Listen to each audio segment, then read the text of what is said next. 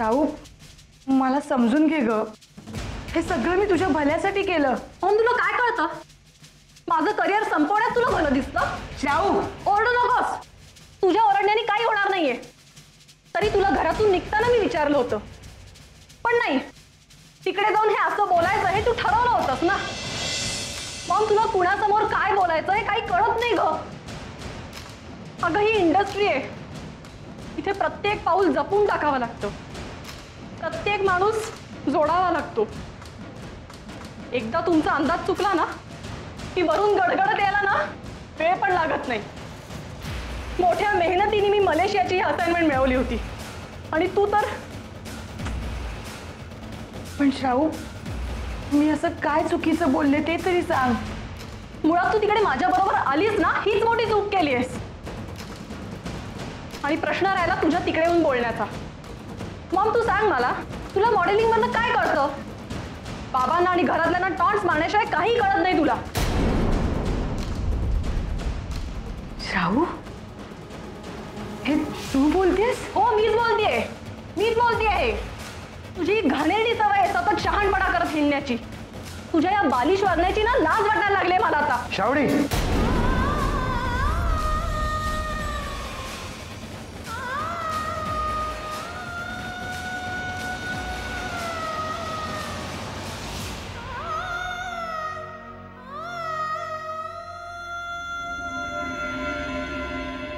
विक्रम, कसला विचार करतोयस?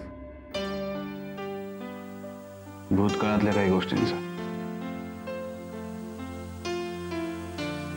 त्या गोष्टींचा विचार करताना आमचा अहंकारी चेहराच आमच्या डोळ्यासमोर पहिल्यांदा येतो. त्या अहंकाराच्या पोटी आम्ही किती पाप केली आहेत कोण जाणे. माणसाकडे माणूस म्हणून बघायचं असतं या गोष्टी सुद्धा आम्ही विसरून गेलो होतो. पण हे सगळं आत्ता आठवण्याचं कारण? हे आता आठवतंय कारण एवढ्या सगळ्या गोष्टी घडल्या तरी सुद्धा एखादी चांगली गोष्ट आमच्या हातून नक्कीच घडली असणार. आणि म्हणूनच तू आमच्या समोर इथे आज बसलीस. आणि ज्याची खरं तर माणूस म्हणून जगण्याची सुद्धा पात्रता नाही अशा आमच्यावर खूप जीवापाड प्रेम करतेस. विक्रम, प्लीज. नाही, बोलू दे आम्हाला ते बहिणी, बोलू दे आम्हाला. ज्या दिवशी आम्ही तुझं प्रेम नाकारून तुझा विश्वासघात केला त्याच दिवशी आपल्यातलं नातं संपलं होतं. पुन्हा आपण भेटू, एकत्र येऊ असा विचार आमच्या स्वप्नात सुद्धा कधी आला नव्हता. पण माझा विश्वास होता. तुझ्या याच विश्वासाचा आम्हाला हेवा वाटतो ते बहिणी. एवढं सगळं होऊन सुद्धा तू आमच्यावर खूप मनापासून उत्कटतेने प्रेम करत होतेस. पण आम्हाला ते कधीच कळलं नाही. एका स्त्रीची उत्कटता काय असते हे आम्हाला कधीच कळलं नाही, कारण संपूर्ण स्त्री वर्गाचाच आम्ही तिरस्कार करत होतो. पण का विक्रम? तुला आश्चर्य वाटेल आम्ही तुला सांगितलं तर, पण याला कारणीभूत आहेत नील भैया आणि रागिणी वहिनी. दोघांचं एकमेकांवर खूप प्रेम होतं. आमच्या दृष्टीने तर तेव्हा ते जगातलं सगळ्यात आदर्श जोडपं होतं. खूप आदर होता आम्हाला दोघांविषयी. आणि एक दिवशी अचानक रागिणी वहिनी नील भैयांना सोडून निघून गेल्या त्यांच्या आयुष्यातून. आणि त्यानंतर नील भैयांची अवस्था बघून आमचा फक्त प्रेमावरचाच नाही तर स्त्रियांवरचाच विश्वास उडाला आणि त्यांच्याबद्दल एक चीड मनात निर्माण झाली. अशी आमच्या मनाची अवस्था असताना आम्ही काय कोणावर प्रेम करणार देवे? रागिणी वहिनी निर्दोष आहेत हे आता तुला कळलं ना. म्हणूनच तर आमच्या वागण्याचा आम्हाला पश्चाताप होतोय देवानी. भैयासाहेबांनी स्वतःच्या स्वार्थासाठी त्या दोघांना वेगळं केलं, पण त्यांना वेगळं करून त्याचे परिणाम आमच्या मनावर काय होतील याचा ना भैयासाहेबांनी कधी विचार केला ना साईमाने. अशा अवस्थेत आमची जडणघडण झाली आणि म्हणूनच आम्ही असे आहोत.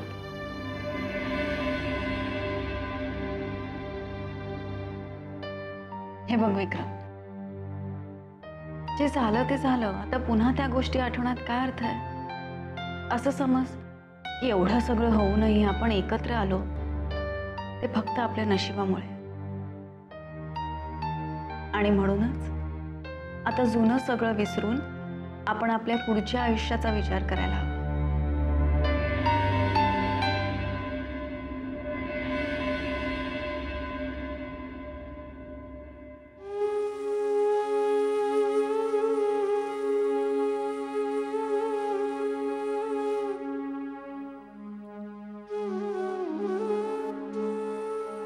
श्रावणी, तू एवढी मोठी झालीस की आपण कुणाशी आणि काय बोलतोय याचंही तुला भान नाही.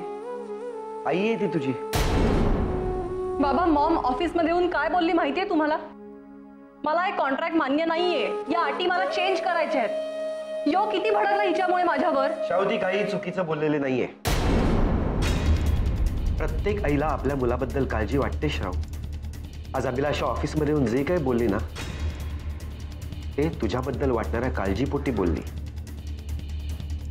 पण एक मुलगी म्हणून तिचं बोलणं समजून घ्यायला तू कमी पडली श्राव. कारण आपण कोणाची तरी मुलगी आहोत त्यापेक्षा आपण एक सुपर मॉडेल आहोत याच भ्रमात तू वावरत असतेस ना. आत्ताही तू जे काही आईला बोललीस ना, एक मॉडेल म्हणून बोललीस असं नाही वाटत तुला? त्यावर तुला आज असं बोलताना पाहून खरंच खूप वाईट वाटलं. कालपर्यंत मला तुझ्या मेहनतीचा, तुझ्या कर्तृत्वाचा, तू पाहिलेल्या स्वप्नांचाही खूप अभिमान वाटत होता. पण ह्याच गोष्टी तुला एवढ्या उद्धट बनवतील असं नव्हतं वाटलं. बाबा, शाहू, आज तुला जे काही यश मिळालंय ना, ते केवळ अभिलाषा तुझ्या पाठीशी उभी राहिली म्हणून. पण म्हणूनच कदाचित आज तिला उद्धट बोलण्या इतपत प्रगती केलीस. बाबा, मॉमला उलट बोलण्याचा माझा अजिबात हेतू नव्हता. पण हिच्यामुळे माझ्या करिअरला जर श्राव, हे जे काही तू करिअर मॉडेलिंग वगैरे बोलतेस ना,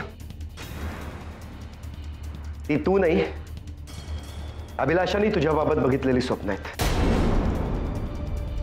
आणि म्हणून तुझ्या करिअरसाठी तिचा जीव तुटत असतो. त्यामुळे तुला उद्या जर का यश मिळालं ना, तर सगळ्यात जास्त आनंद हिला होणार आहे. पण हेच तू विसरलीस. जाऊ दे, आजच तू तिचा एवढा पाण उतारा करतेस. उद्या तुला खरंच यश मिळालं तर हिला आई म्हणून बाजूला उभं करायची सुद्धा लाज वाटेल तुला.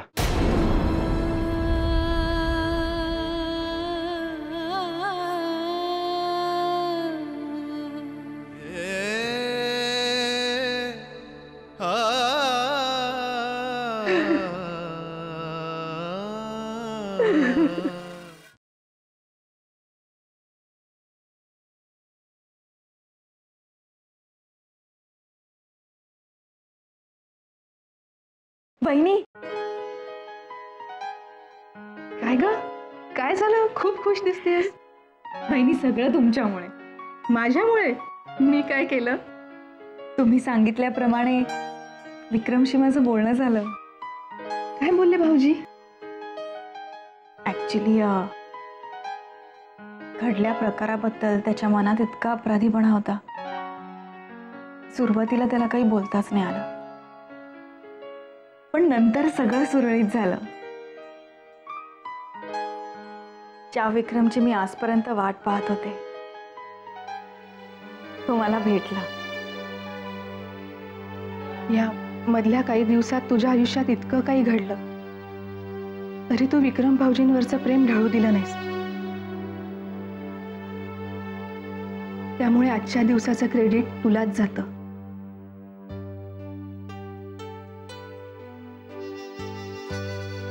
पण वहिनी, आता खरी कसोटी यापुढे हे नातं जपण्याची. ते तू जपशील, मला खात्री आहे. आणि काही अडचण आली तर आम्ही आहोत ना. चला, नील भैयांनाही सांगूया. चल चला.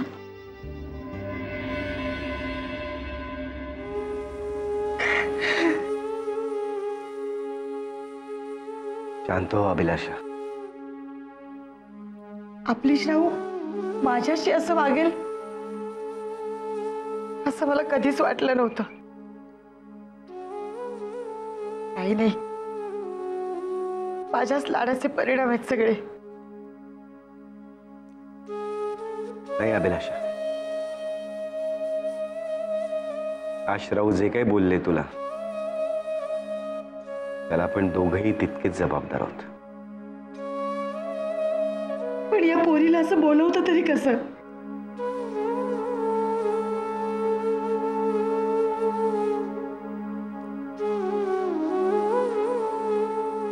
अभिलाषा, खरंच या सगळ्या मागची कारणं शोधायची गरज वाटते तुला?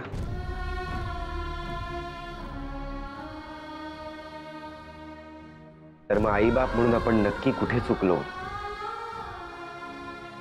याचा खूप सुरुवातीपासून विचार करावा लागेल. पण श्रावणीवर संस्कार करण्यात कमी पडलो तर नक्की काय चुकलं हे आता मीही नाही सांगू शकत.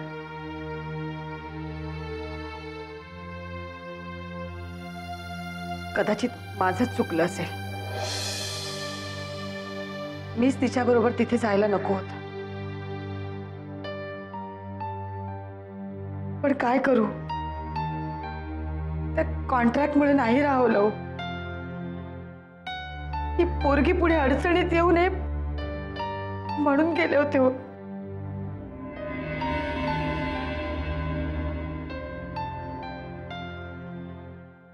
बाबिलाशा, तू स्वतःला दोष देऊ नकोस, कारण तुझं काही चुकलंय असं मला वाटतच नाहीये.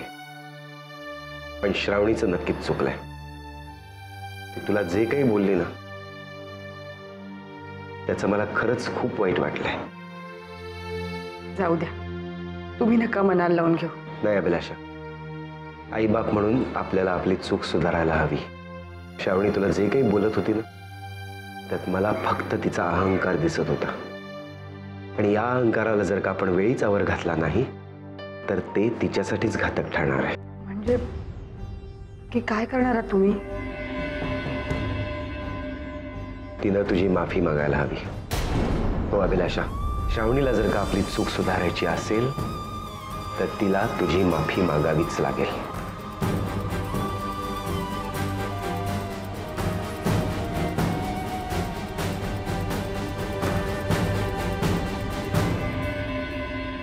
नाही नाही, लग्नाची गोष्टी आता करायलाच हव्यात ना. हां, उगा शुभ कार्याला उशीर कशाला. हो, प्राथमिक बोलणी तरी करायलाच हवीत. हां, कधी येत आहे मग? बरं बरं, नाही आम्ही एअरपोर्टवर गाडी पाठवू ना तुमच्यासाठी. हां, हो हो, बरं बरं, नमस्कार. रणवीर, बरं झालं तुम्ही आलात. अहो, मुलीकडची मंडळी आता लवकरच आपल्याला भेटायला येणार आहेत. हे लग्न एकदा ठरलं ना खूप बरं वाटेल मला. साईमा, मला वाटतं तुम्ही तुमच्या निर्णयाचा फेरविचार करावा. आदित्यराजे खूप हट्टी आहेत. त्यांनी तुमचा निर्णय धुडकावून लावला तर? त्याची जबाबदारी घ्यायला आम्ही समर्थ आहोत.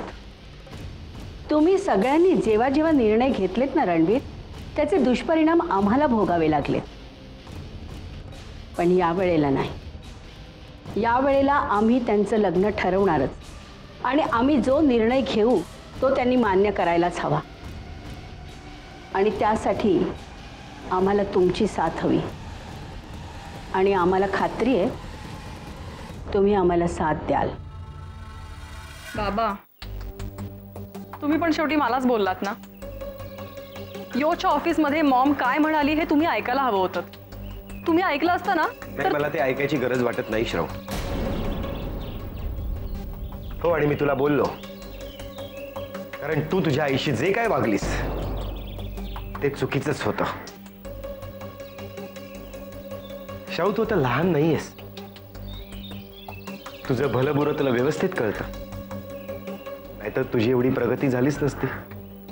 हो ना बाबा, हे तुम्हाला कळतंय पण मॉमला नाही ना कळत. तिला नाहीच कळणार श्राऊ, कारण तू कितीही मोठी झालीस तरी तिच्यासाठी तू श्राऊच असणार आहेस.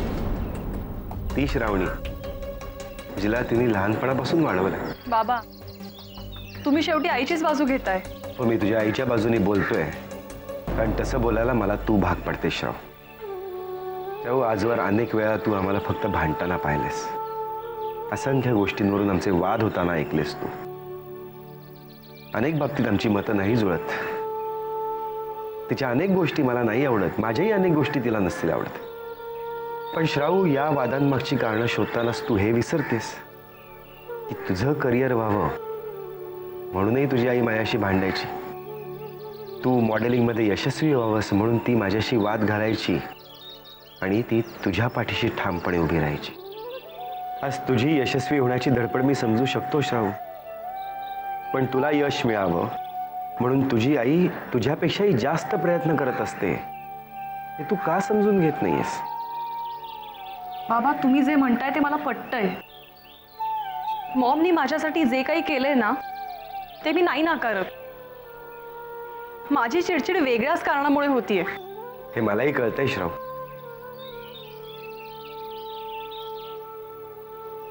पण श्राव, प्रत्येक गोष्ट बोलण्याची एक पद्धत असते ना. आणि मुळात आपण कुणासमोर आणि काय बोलतोय याचंही भान ठेवायला हवं आपण.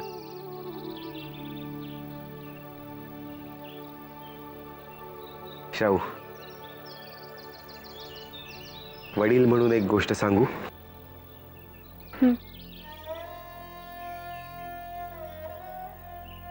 माणसाच्या आयुष्यात जेव्हा यश येतं, प्रसिद्धी येते, श्रीमंती येते, त्याचबरोबर ना एक अहंकाराची आणि गर्विष्ठपणाची भावनाही येते. आणि मग त्या यशस्वी माणसाची कसोटी तेव्हाच असते जेव्हा तोही अहंकाराची भावना बाजूला ठेवू शकतो.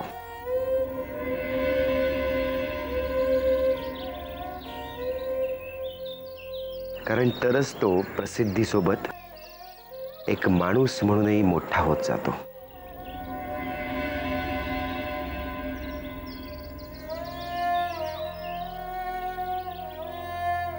आणि माझ्या श्राऊला मला माणूस म्हणून मोठा झालेला बघायचंय.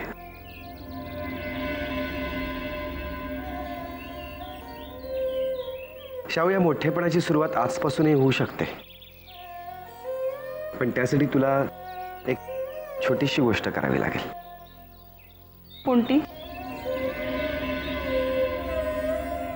तुला तुझ्या आईची माफी मागायला हवी श्राऊ.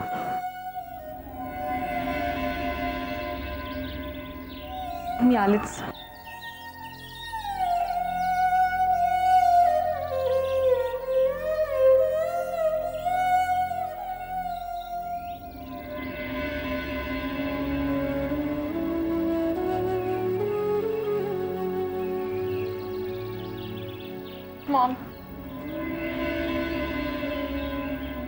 Maugham, sorry.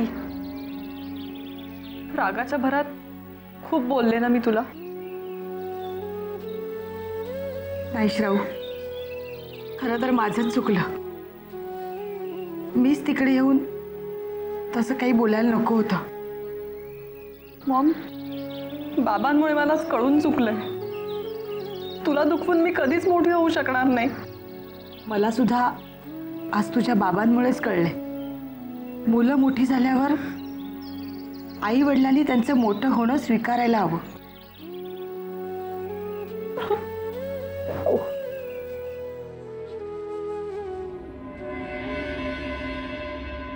आज आम्ही खूप खुश होतो वहिनी.